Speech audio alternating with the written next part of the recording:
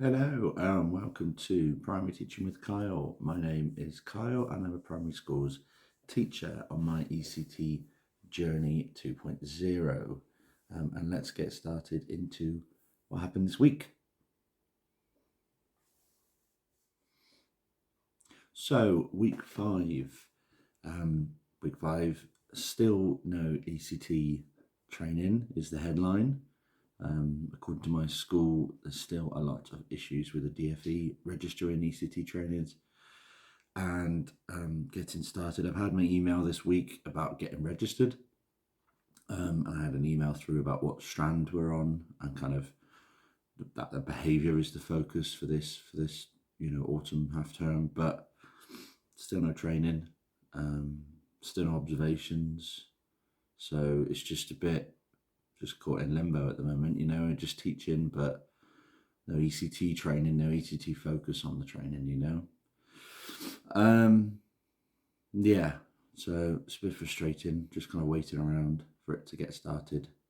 And especially for my PPA time, I have all Wednesday morning for my PPA time, which is when I come in, and I feel like it's kind of wasted because I'm missing Maths and English, and then I plan Thursday, Friday's Maths and English, but then at least 2 weeks in a row now, maybe more, I've gone to the teacher at lunchtime and said, oh, here's my plans for Thursday, Friday.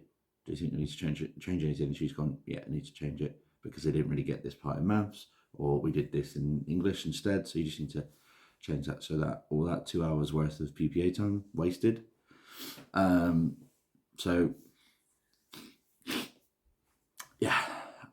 Whereas I feel like if I could go and observe people, or I could go and do some training, that'd be brilliant. So I might suggest that next week or the week before half term, and see what we can do if the ECT training is still not there. If it is there, then obviously that time could be well spent doing that.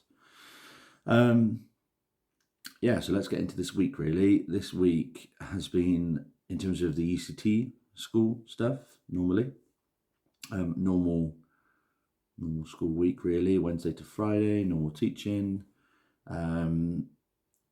Still figuring out the class, still figuring out the noise level. They seem to kind of, if you don't, not noise level, but disruption / noise level, they seem to do, if you don't keep on them, they do just go a bit wild. They're a nice enough class, it's just, it feels like come on, I've told you a few times now. So we're going to introduce a new thing next week as well. We've got these quiet critters, but I'm also going to introduce kind of a noise level.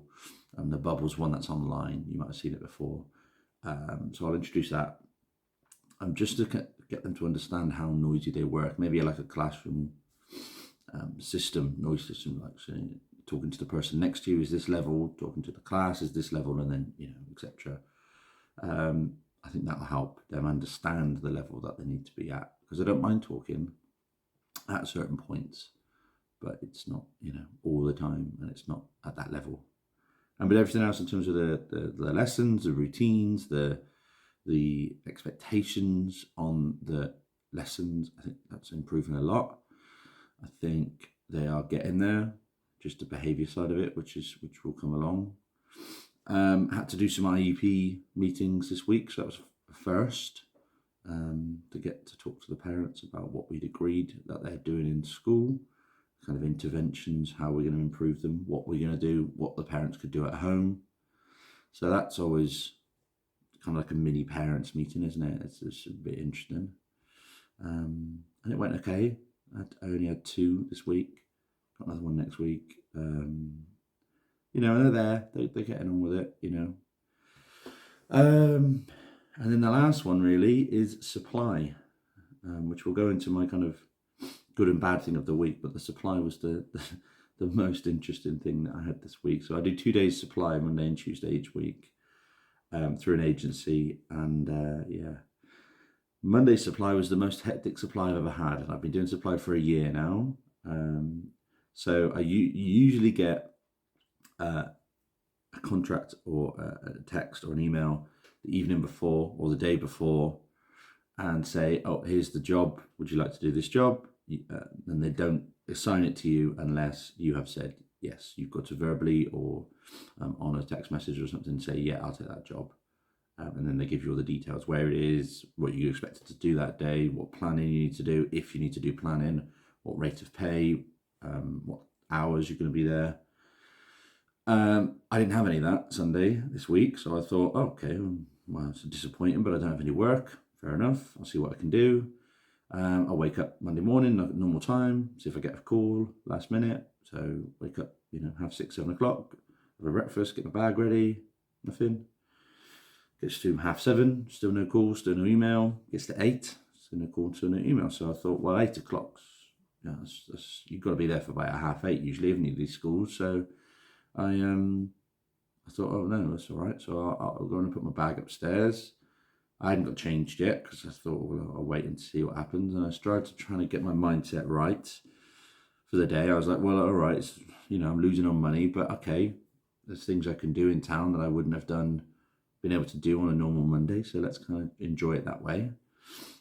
But yeah, then at 8:20, I get a call saying, would you be interested in doing this supply job? I was like, okay, yeah. Can I get there for 9? I looked at Google Maps. It's a half an hour drive, so I've got 10 minutes to get ready.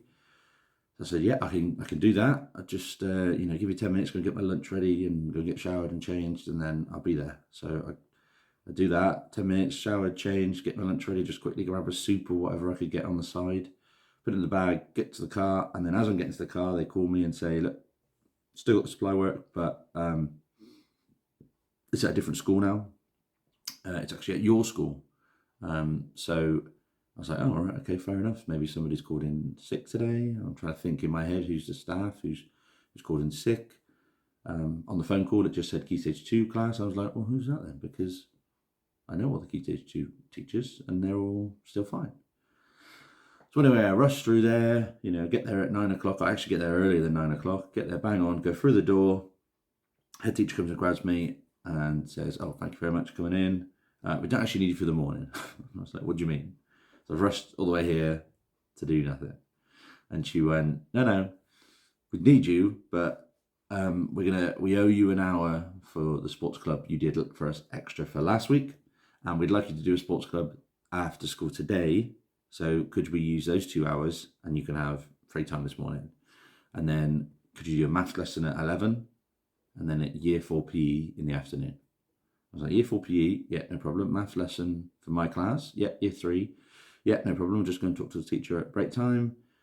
But then I've rushed all the way there to get there for 9 with no lunch and, no planning and that. And then I get there and then I have 2 hours of, which is really nice of them to offer, but I've got 2 hours of PPA time, time owed to me, which I could have had at home if you'd have said to me, just arrive at 11. So that was a bit hectic and rushed and a bit frustrating. But the afternoon, the maths lesson went well and the PE lesson went well as well. So, and then I was booked in for the next day. The PE teacher's off all week. So I was booked in on the Tuesday to do PE in year 6, PE in year 2 in the afternoon on the Tuesday. Again, no problem because I've done PE so much before. They have plans, but I know where the kit is. I know where I know what type of thing they should be doing at that level. I know what things they should or shouldn't be doing. I obviously know the school, I obviously know the kids in terms of their expectations, their behaviour, what reward or consequences, things we can use. I don't know the kids' names as well. I don't really, because you don't teach them all the time, but did well, really. So, it was fun. It was just going back to my PE teacher roots and just not thinking, really. So that kind of goes into my wins and my losses of this week. So the I'd say my kind of negative of this week, there's still no ECT training, still no observations either. As nobody likes an observation, but it would be nice to get one to see what I could improve on. And then my wins of the week is that I did some PE teaching, which I do still love. And my wins of the week is that I still, got some work on the Monday and Tuesday, as hectic as it was. So that's my ECT, not really ECT, but my ECT week 5 journey so far.